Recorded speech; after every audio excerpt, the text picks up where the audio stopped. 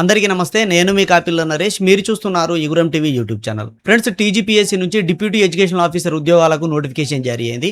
దీనికి ఎవరు అర్హులు, ఎలా అప్లై చేయాలి, క్వాలిఫికేషన్స్ ఏంటి, ఎప్పటి నుంచి అప్లై చేయాలి, సిలబస్ ఏ విధంగా ఉంది, సెలక్షన్ ప్రాసెస్ అంతా ఏ విధంగా ఉంటుంది, ఇన్ డీటెయిల్డ్గా ఈ వీడియోలో మనం తెలుసుకునేటువంటి ప్రయత్నం చేద్దాం. మన ఛానల్ను సబ్స్క్రైబ్ చేసుకోండి, పక్కన ఉండేటువంటి బెల్ బటన్ క్లిక్ చేయండి. ఇలాంటి అప్డేట్స్ అన్ని కూడా మన ఛానల్ ద్వారా ఎప్పటికప్పుడు మీకు అందుతాయి. సో ఇది నోటిఫికేషన్ మనకి ఇక్కడ కనిపిస్తుంది, చూడొచ్చు. తెలంగాణ పబ్లిక్ సర్వీస్ కమిషన్ నుంచి విడుదలైంది. ఈ రోజే విడుదలైంది, డేట్ కూడా చూడవచ్చు. డిప్యూటీ ఎడ్యుకేషనల్ ఆఫీసర్ లేదంటే గెజిటెడ్ హెడ్ మాస్టర్ గ్రేడ్ 1 రెండు ఒకటే పేరుకు. ఇక్కడ జూన్ 12 నుంచి ఆన్లైన్లో అప్లికేషన్లు చేసుకోవచ్చు. జూలై 19వ తారీఖు వరకు సాయంత్రం 5 గంటల వరకు, 19/7/2026 సాయంత్రం 5 గంటల వరకు లాస్ట్ డేటు. హాల్ టికెట్స్ పరీక్షకు 7 రోజుల ముందు నుంచి డౌన్లోడ్ చేసుకోవచ్చు. పరీక్ష అక్టోబర్ 2026లో ఉంటుంది. అక్టోబర్లో ఆన్లైన్లో జరిగేటువంటి పరీక్ష ఇది, ఖచ్చితంగా ఆన్లైన్లోనే జరుగుతుంది. ఇక ఆఫ్లైన్ మర్చిపోవాల్సిందే, అన్ని ఆన్లైన్లోనే జరుగుతాయి. దీనికి అప్లికేషన్ చేసుకోవడానికి వన్ టైం రిజిస్ట్రేషన్ చేసుకోవాలి. వన్ టైం రిజిస్ట్రేషన్ చేసుకున్నంత మాత్రాన అప్లికేషన్ చేసుకున్నట్టు కాదు. వన్ టైం రిజిస్ట్రేషన్ చేసుకొని మళ్ళీ సపరేట్గా ఆన్లైన్ అప్లికేషన్ చేయాలి. అప్లికేషన్ మాత్రమే పరిగణలోకి తీసుకుంటారు, అంతేగాని వన్ టైం రిజిస్ట్రేషన్ పరిగణలోకి తీసుకోరు. ఇక్కడ అదే విషయాన్ని మనకి ఇక్కడ 3 పాయింట్లలో నోట్ రూపకంగా తెలియజేయడం జరిగింది. అయితే దీనికి సంబంధించి deputy educational officer gazetted head master multi zone 1లో 10 ఖాళీలు ఉన్నాయి, మల్టీ జోన్ 2లో 14 ఖాళీలు ఉన్నాయి. టోటల్ వేకెన్సీలు 24. 18 సంవత్సరాల నుంచి 44 సంవత్సరాల వాళ్ళకు, ఓపెన్ కేటగిరీ వాళ్ళకు మాత్రమే ఇది. వాళ్ళు అప్లై చేసుకోవచ్చు.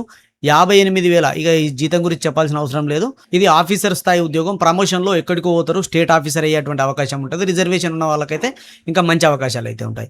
ఇక్కడ మనం చూడొచ్చు, ఈ ఏజ్ అనేది ఓపెన్ కేటగిరీ వాళ్ళకు మాత్రమే. ఎస్సీలకు, ఎస్టీలకు, బీసీలకు మళ్ళీ ఏజ్ రిలాక్సేషన్ అనేది ఉంటుంది, కింద వస్తుంది, అక్కడ చూద్దాం. ఇక దీని ఎడ్యుకేషనల్ క్వాలిఫికేషన్ విషయానికి వస్తే మనం చూడొచ్చు, must passes bachelor degree from any university recognised by the university grant commission అని ఇచ్చిండు. And the subjects eligible for admission into BEd, అంటే బీఈడీలో అడ్మిషన్ తీసుకునే అర్హత ఉన్నటువంటి సబ్జెక్ట్లో మాత్రమే డిగ్రీ కంప్లీట్ చేసి ఉండాలి. బీఈడీ అడ్మిషన్ పొందే అర్హత ఉన్నటువంటి డిగ్రీ మాత్రమే ఎలిజిబుల్.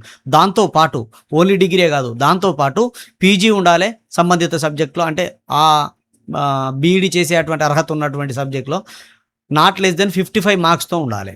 ఎస్సీలకు, ఎస్టీలకు, బీసీలకు, డిఫరెంట్ లేబుల్డ్ పర్సన్స్కి 50% ఉంటే సరిపోతుంది. మిగతా అందరికీ కూడా 55% మార్కులు ఉండాలి. ఇక్కడ ఎస్సీలకు, ఎస్టీలకు, బీసీలకు, ఈడబ్ల్యూఎస్ వాళ్ళకు, డిఫరెంట్ లేబుల్డ్ పర్సన్స్కు ఏజ్ రిలాక్సేషన్ వర్తిస్తుంది. ఓపెన్ కేటగిరీలో ఉన్నటువంటి పోస్టులకు కూడా, కొంతమంది ఓపెన్లో ఉన్న పోస్టులు ఓపెన్ వాళ్ళకే ఏజ్ అయిపోతే ఓపెన్ ఇయ్యరు అనే అపోహలు ఉంటారు, దాన్ని కూడా ఇక్కడ మెన్షన్ చేయడం జరిగింది ఈసారి. ఇక భారతదేశంలో ఉన్న ఎవరైనా కూడా ఈ ఉద్యోగాలకు అప్లై చేసుకోవచ్చు. కానీ the applicants belongings to other states, ఎవరైతే వేరే రాష్ట్రాల వాళ్ళు అప్లై చేసుకుంటారో వాళ్ళు రిజర్వేషన్కు ఎలిజిబుల్ కాదు అని అంటూ ఇవ్వడం అయితే జరిగింది. అంటే ఓపెన్ కేటగిరీలో ఉన్నటువంటి అన్రిజర్వ్డ్ పోస్టులకు మాత్రమే ఎలిజిబుల్ అవుతారు. కేవలం ఒక పోస్ట్ మాత్రమే ఉంటుంది నాకు ఉన్నటువంటి నాలెడ్జ్తో. చూద్దాం, మల్టీ జోన్ 1లో 1, మల్టీ జోన్ 2లో 1, ఆ ఒక్కటి పోస్టుకు మాత్రమే ఎలిజిబుల్ అవుతారు. ఇక మల్టీ జోన్ 1లో ఉన్నటువంటి జిల్లాల వివరాలు, మల్టీ జోన్ 2లో ఉన్న జిల్లాల వివరాలు మీరు ఇక్కడ చూసుకోవచ్చు. మీ జిల్లా ఏ జోన్లో ఉన్నదో చూసుకోండి, ఏ మల్టీ జోన్లో ఉన్నదో చూసుకోండి. ఇక ఏజ్ రిలాక్సేషన్ విషయానికి వస్తే ఎస్సీ, ఎస్టీ, బీసీ, ఈడబ్ల్యూఎస్ వాళ్ళకు 5 సంవత్సరాలు, అంటే 44+5 అన్నమాట. ఇక ఫిజికల్లీ హ్యాండిక్యాప్డ్ వాళ్ళకు 44+10 అన్నమాట. తెలంగాణ స్టేట్ గవర్నమెంట్ ఎంప్లాయీస్ ఎవరైతే ఉంటారో 44+5 సంవత్సరాల ఏజ్ రిలాక్సేషన్ అనేది వర్తిస్తుంది, 49 సంవత్సరాల వరకు కూడా. ఇక ఎట్లా అప్లై చేయాలి అనే విషయాలన్నీ కూడా, అప్లికేషన్ ప్రాసెస్ అంతా కూడా నేను స్టెప్ బై స్టెప్ ఎక్స్ప్లెయిన్ చేస్తా, ఇన్ డీటెయిల్డ్గా ఎక్స్ప్లెయిన్ చేస్తా. దాన్ని చూసి మీరు ఆన్లైన్లో అప్లై చేసుకోవచ్చు, చాలా ఈజీ ఉంటుంది. ఇక ఫీ వివరాలు చూసినట్లయితే అప్లికేషన్ ప్రాసెసింగ్ ఫీ 1000 రూపాయలు ఉంటుంది. ఓపెన్ కేటగిరీ వాళ్ళకు, బీసీ వాళ్ళకు 1000 రూపాయలు, 500 రూపాయలు ఎస్సీ, ఎస్టీ అండ్ పీడబ్ల్యూ వాళ్ళకు. అంటే పీడబ్ల్యూడి, ఎస్సీ, ఎస్టీలకు మాత్రమే రిజర్వేషన్ ఉన్నది ఫీ విషయంలో. మిగతా విషయంలో అందరికి సమానం ఉన్నది, కానీ ఫీజు విషయంలో ఓపెన్ కేటగిరీ, బీసీ వాళ్ళకు సేమ్ ఉన్నది. ఇక్కడ ఎగ్జామినేషన్ ఫీ ఉంటుంది. ఈ ఎగ్జామినేషన్ ఫీ కూడా 120 రూపాయలు ఉంటుంది. ఉద్యోగులు ఈ 1000 రూపాయలు ప్లస్ ఈ 120, ఈ 500 ప్లస్ ఈ 120 అన్నీ కట్టాల్సిందే. నిరుద్యోగులకు మాత్రమే ఈ ఎగ్జామినేషన్ ఫీ రిలాక్సేషన్ ఉంటుంది. ఈ నిరుద్యోగులు ఈ రిలాక్సేషన్ పొందాలి అని అంటే సర్టిఫికేట్ వెరిఫికేషన్ టైంలో అన్ఎంప్లాయిడ్ డిక్లరేషన్ ఇవ్వాల్సి ఉంటుంది. ఈ ఎగ్జామ్ సెంటర్స్ అన్నీ కూడా హైదరాబాద్, కరీంనగర్, ఖమ్మం, వరంగల్, నిజామాబాద్ ఆన్లైన్ సిబిటి ద్వారా జరిగే ఎగ్జామ్ కాబట్టి ఆన్లైన్ సెంటర్లలో మాత్రమే, ఆన్లైన్ మన అయాన్ సెంటర్స్ ఉంటాయి కదా, ఆ సెంటర్లలో మాత్రమే ఈ పరీక్ష నిర్వహిస్తూ ఉన్నారు. ఈ ఉద్యోగాలకు అప్లై చేసుకునేటువంటి ప్రభుత్వ ఉద్యోగులు కానీ, ఉపాధ్యాయులు కానీ ఈ విషయాన్ని గమనించాలి. ఎంప్లాయీ డీటెయిల్స్ దగ్గర మనకు క్లియర్గా మెన్షన్ చేసిండు. మీరు ఈ డిప్యూటీ ఎడ్యుకేషన్ ఆఫీసర్ ఉద్యోగానికి అప్లై చేసుకోవాలి అని అంటే మీ హెడ్ ఆఫ్ ది డిపార్ట్మెంట్ నుండి పర్మిషన్ తీసుకోవాలి, ముందస్తు పర్మిషన్ తర్వాత మాత్రమే అప్లికేషన్ చేసుకోవాలి, పరీక్ష రాయాలని చెప్పేసి ఇచ్చిండు. ఎందుకంటే నో అబ్జెక్షన్ సర్టిఫికేట్ ప్రొవైడ్ చేయాల్సి ఉంటుంది కాబట్టి అప్పుడు నో అబ్జెక్షన్ సర్టిఫికేట్కి వెళ్తే సెలెక్ట్ అయిన తర్వాత వితౌట్ పర్మిషన్ తోటి నువ్వు పరీక్ష రాసినావు కాబట్టి ఇయ్యము అనేటువంటి అవకాశాలు ఉంటాయి. కాబట్టి ఖచ్చితంగా అప్లికేషన్ చేసుకునే ముందే అందరూ ముందస్తు letter me head of the డిపార్ట్మెంట్లో ఇవ్వండి. టీచర్లు అయితే డిఈఓ ఆఫీసులో, మిగతా డిపార్ట్మెంట్ ఎవరైతే వాళ్ళ హెడ్ ఆఫీస్లో ఇవ్వండి. ఖచ్చితంగా మీకు దీనివల్ల ప్లస్ పాయింట్ అవుతుంది. ఇక ఖాళీల వివరాలన్నీ కూడా మనకి ఇక్కడ క్లియర్గా మెన్షన్ చేసిండు. ఎప్పుడు కానీ ఖాళీలు వేకెన్సీ అవుతుండే, బ్రేకప్ వేకెన్సీ ఎప్పుడు ఇవ్వకపోతుండే నోటిఫికేషన్లో.